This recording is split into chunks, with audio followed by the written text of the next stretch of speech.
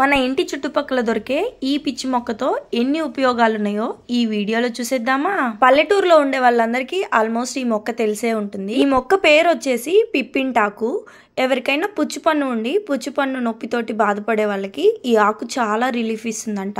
పుచ్చిపన్నుకే కాకుండా skin allergies అంటే ఎక్కడైనా ర్యాషెస్ వచ్చి జిల్లగా అలా ఉన్నప్పుడు ఈ రసం తీసి రాసాము అంటే తొందరగా జిల్ల అనేది తగ్గిపోతుంది. అలాగే చిన్న చిన్న దెబ్బలు ఏవైనా తగిలినప్పుడు ఆ గాయం పైన ఈ రసం తీసి పూసాము అంటే తొందరగా తగ్గిపోతుందంట.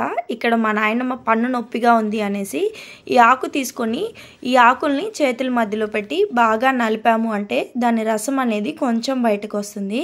అలా బాగా నలిపిన తర్వాత మనకి ఎక్కడైతే పుచ్చి పన్ను ఉంటుందో ఆ పన్ను పైన ఈ ఉండని తీసి పెట్టుకున్నాము అంటే ఒక 10 to 15 minutes అలా పెట్టుకున్నాము అంటే పన్ను నొప్పి అనేది కొంచెం రిలీఫ్ ఇస్తుందంట.